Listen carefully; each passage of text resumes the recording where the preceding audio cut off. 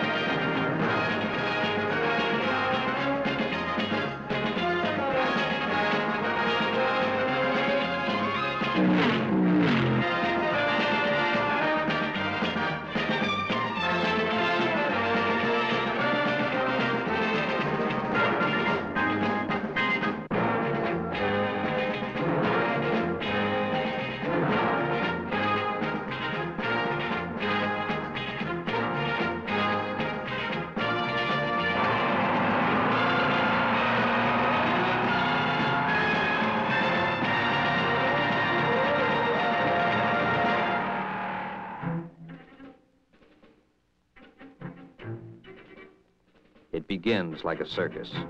The wildly painted performers arrive long before the crowd. The equipment is readied, the acts rehearsed.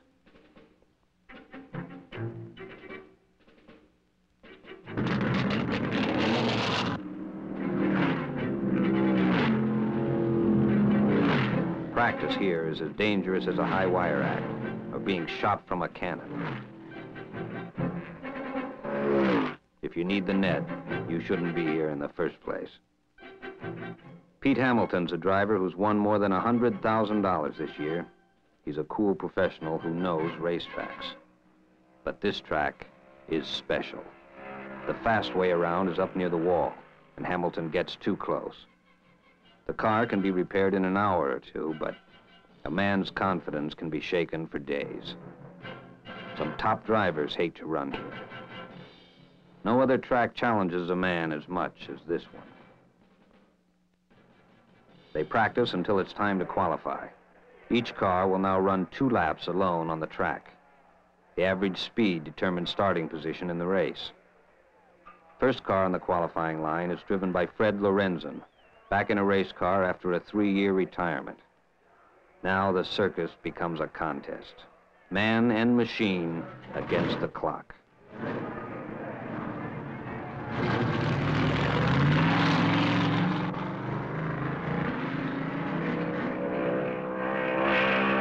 Lorenzen qualifies at 145 miles an hour. Next on the starting line, David Pearson, the current national champion.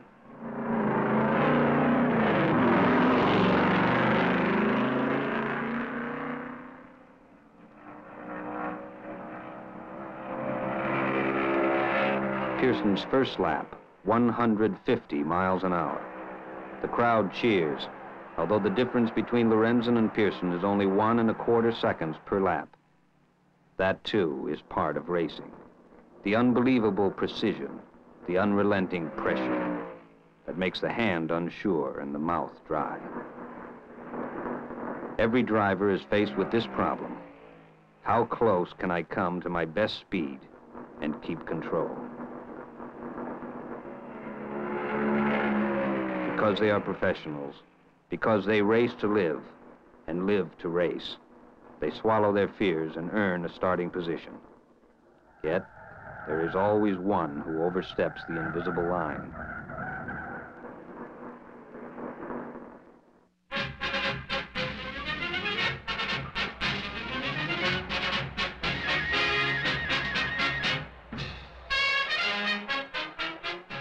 The Southern 500 is a carnival. Darlington's biggest party from one year to the next. This is a quiet town of farms and stores, but on this special weekend before Labor Day, everything changes. It's a day to put on funny clothes and laugh at one another.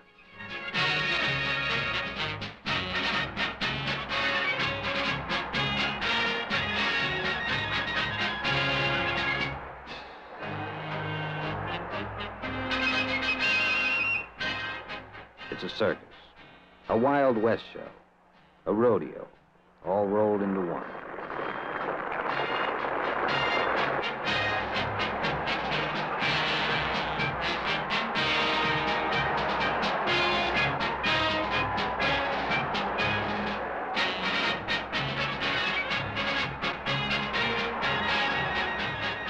The carnival continues and becomes a battlefield where smiles are weapons. Before 1,000 cheering fans, beauty queens from every corner of the Carolinas compete for the title of Miss Southern 500.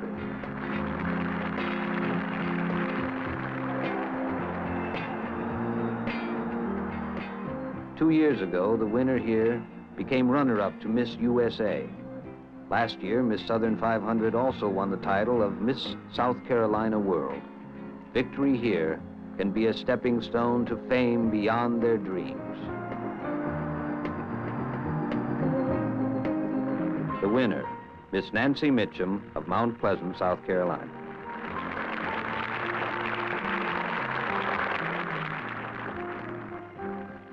She receives her crown from Susan Gordon, outgoing queen.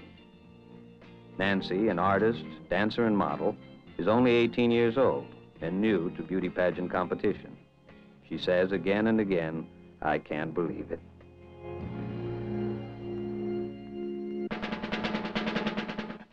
In the morning, the carnival is gone. The battlefield remains. 40 cars wait on the starting line, and 69,000 fans have come to see them run. This is the 21st Southern 500. Stock car racing comes of age with this race. Near their cars are some of the best drivers in the world. Fred Lorenzen, racing again after a 3-year retirement, drives a Ford set up by mechanic Junior Johnson. Cale Yarborough, winner of the Southern 500 in 1968.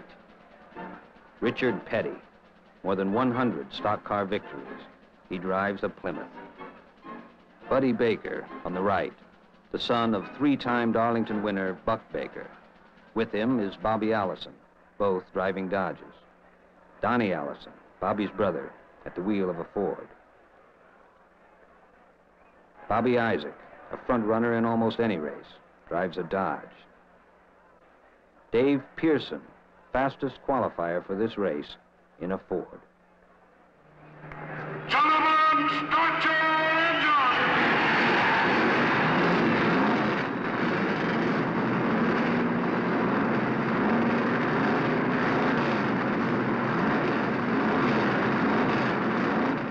The engines and the crowd come alive together.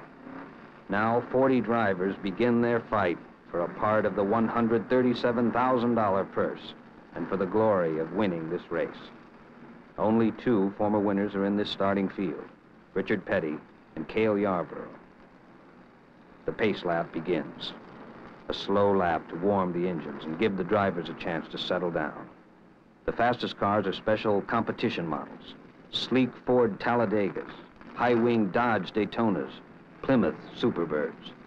At 150 miles an hour, aerodynamics affects both speed and handling. Most of the engines are 429 cubic inches, the limit set by the rules of the National Association for Stock Car Auto Racing, known as NASCAR. Horsepower is each team's secret, but it's upwards of 600. Some of the front runners check the steering, at the same time warm the tires. The cars get a better bite on the track surface when the tires are hot. Off the third turn, heading for the fourth, and the green flag that waits on the front stretch. It's Pearson in 17, Baker in 6. 40 drivers tense themselves for the first of 367 laps. The pace car is off the track. There's the green flag, and they're racing. David Pearson's Ford in the lead as they dive for the first turn. Buddy Baker's Dodge right behind him. It's a smooth start. On the backstretch, Pearson's foot gets heavier. The engines begin to shriek.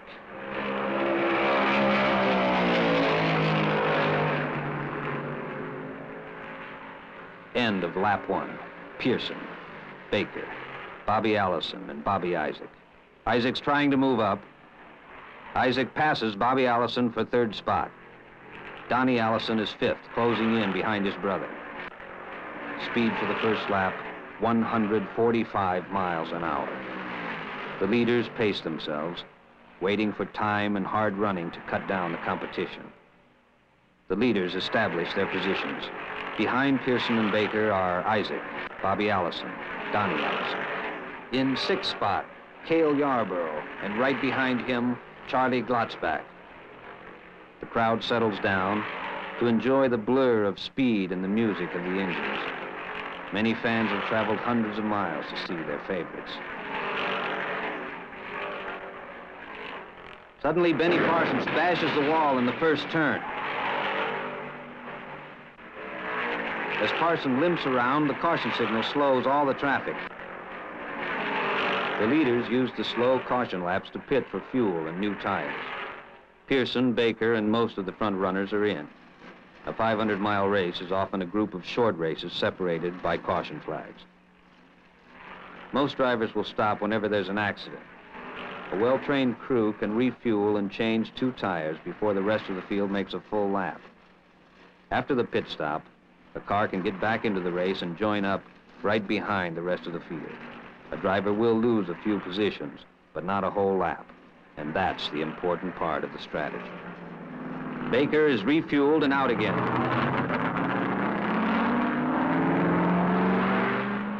Pearson, delayed slightly by a tire change, is ready to go a few seconds later. One more caution lap before the green. The track is clear. The new leader will be number 27 Ford, Donnie Allison. Cale Yarborough's number 21 Mercury is right behind him. The green flag is out, and Donnie Allison floors the throttle.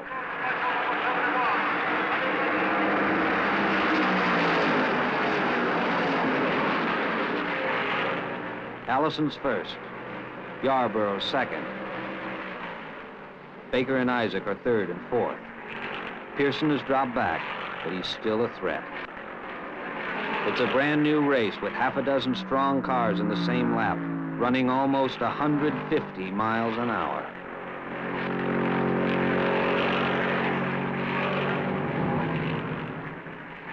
Dave Pearson, in 5th position, has Richard Brooks right on his bumper. Brooks, an independent, is trying to match speed with the factory-supported heavyweights. Brooks was Rookie of the Year last season. He's a charger who can run up front as long as his car holds together. Because he hasn't won any big purses, he can't take chances with his equipment. If something fails, he'll go home broke. Brooks can only hope that a factory team or a sponsor is impressed by this kind of driving.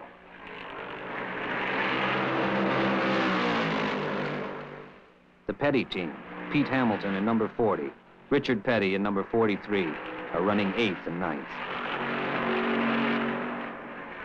Cale Yarborough in number 21 is closed in behind Donnie Allison's front-running Ford. Yarborough's running laps in 32.9 seconds, more than 150 miles an hour. Cale's Mercury leads the race.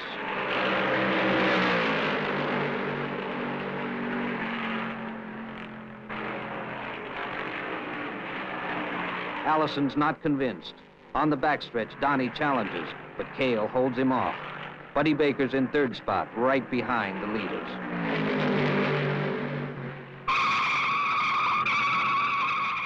Fred Lorenzen loops down the backstretch.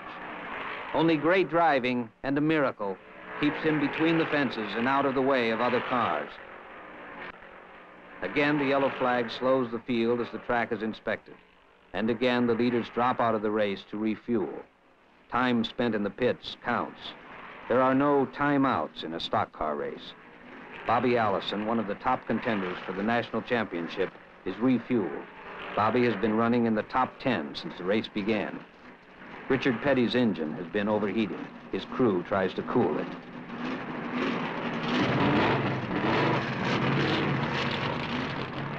Pete Hamilton is in the pits. Neither Petty team car has been able to challenge for the lead. When the green flag waves, Donnie Allison has a slim lead over Cale Yarborough. Allison is running hard, remembering that Yarborough's Mercury passed him once before. The drivers make 4 left turns every 33 seconds. The leaders must squeeze past slower traffic while fighting off challengers riding their rear fenders. Throughout each lap, they are never more than a yard or 2 away from the wall.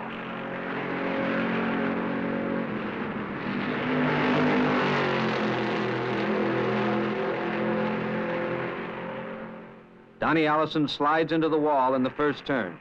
Cale Yarborough gets by, taking the lead.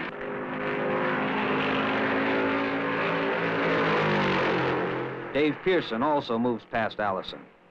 Allison seems to be all right. Scraping the wall slowed him down, but did not put him out of the race. Pearson's crew hopes their man can now catch Yarborough. Fred Lorenzen's car is behind the pit wall and probably through for the day. If a car's that worn on the outside, it's a good bet the running gear has taken a beating as well. A few years ago, when speeds were 130 miles an hour, Lorenzen owned this track, but now he must run 145 or better. Lorenzen, one of racing's greatest drivers with 26 Grand National victories, finds the comeback trail an uphill climb. Dave Pearson's out of control.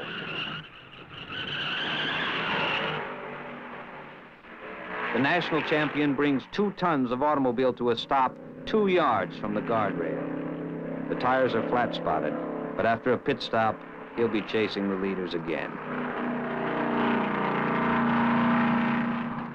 Again, the leaders pit. Cale Yarborough, winner of this race in 1968, has one of the finest pit crews in racing, the Wood brothers of Stewart, Virginia.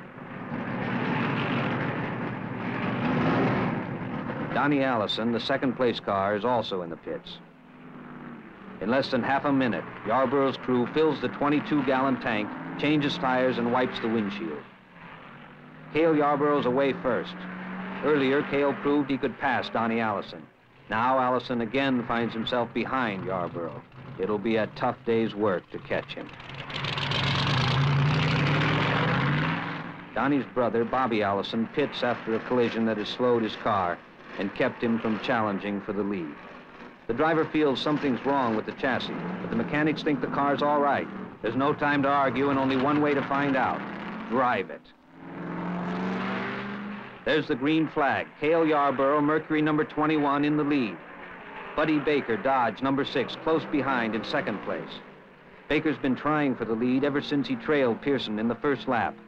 Baker is a fearless, hard-charging competitor, ready to make his move.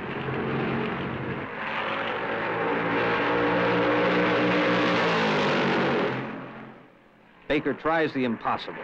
Sheet metal clangs against sheet metal as 2 champions battle, each one depending on the other like partners in a trapeze act. If one slips, both may fall.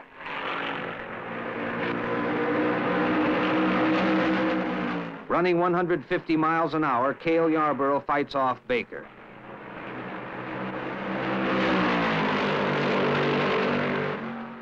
Baker waits for a chance to try again as the leaders cut through slower traffic. When Baker was asked where he'd like to pass on this track, he said, "Wherever your hair can stand it."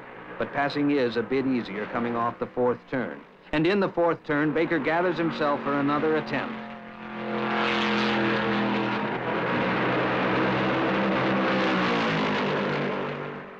He's passing. Baker's Dodge takes the lead. Yarborough drops to second, and right behind the 2 front runners, Bobby Isaac moves in, running 3rd.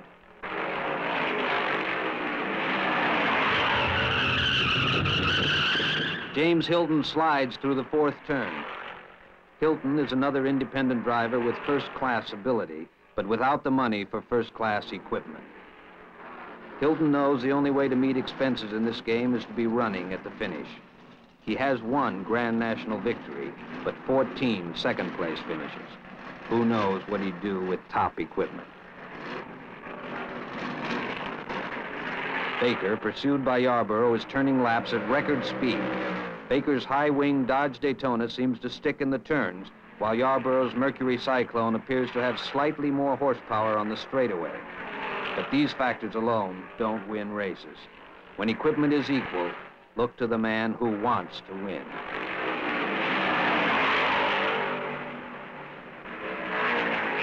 A lap in 33.3 seconds means 148.5 miles an hour, but Yarborough can't do better than second place. As they reach the backstretch, Baker and Yarborough run up behind slow traffic, and Cale is forced to go low on the track.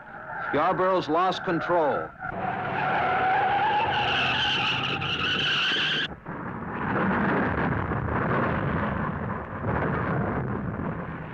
The fans scatter as Cale Yarborough steered away from the traffic toward the track apron.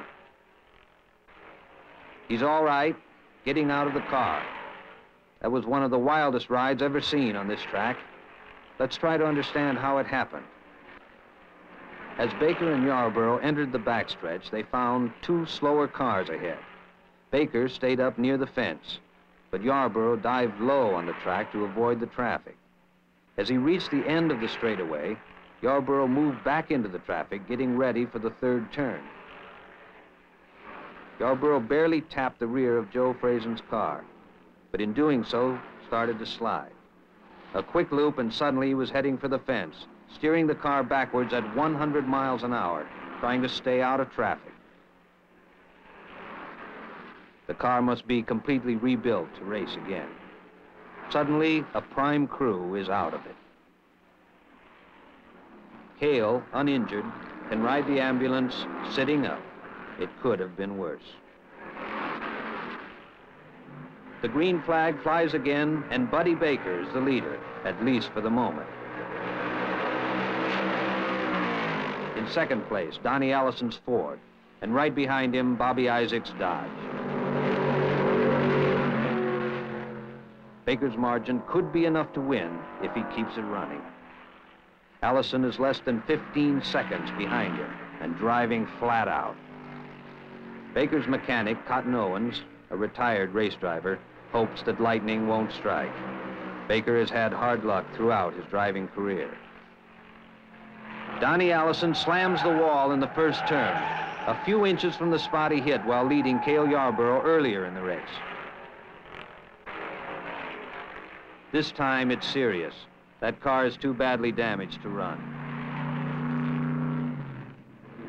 With Allison disabled, Baker eases off the throttle of his Dodge.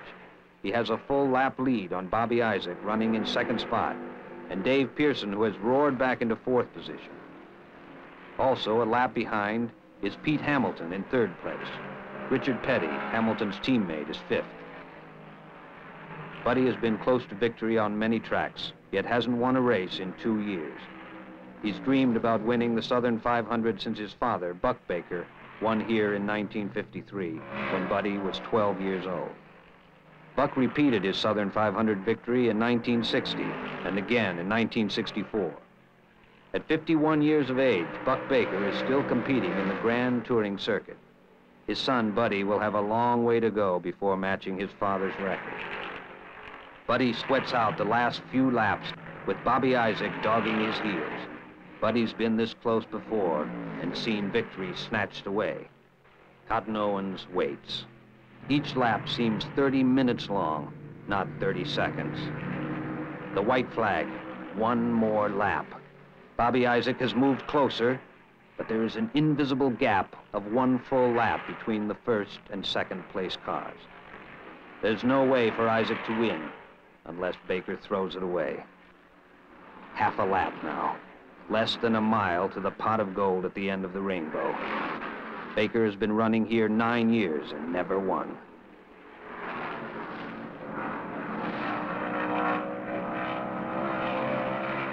Buddy Baker takes the checkered flag to win the 21st Southern 500.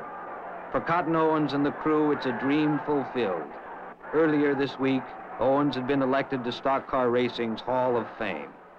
The victory was solid. No less than 1 lap ahead of everybody, and 5 laps ahead of Richard Petty, the 5th place car. Baker's average speed of 129 miles an hour for the full 500 miles was half a mile an hour short of a new record. As Baker and his crew wheeled to Victory Lane, a new bit of history is written on stock car racing's most historic track. For the first time, a race driver's son wins the same race on the same track as his father did before him. Buddy is the happiest man in South Carolina as Darlington President Barney Wallace congratulates him. Baker said, "Ever since I was a little kid, I've been told that a race driver isn't a race driver until he's won Darlington. I haven't got words to say how happy I am." Sharing Buddy's victory is his wife, Colleen, who was so nervous that she could barely score Buddy's last few laps. Buddy's victory is worth more than $27,000. With the winner in Victory Lane are his two sons, Brian, age 9, and Brandon, who is 5 years old. One day, perhaps in the 41st Southern 500, scheduled for Labor Day in 1990, there may be another man named Baker in Victory Lane. One thing is certain, there's going to be a lot more racing history written here in the Southern 500 at Darlington.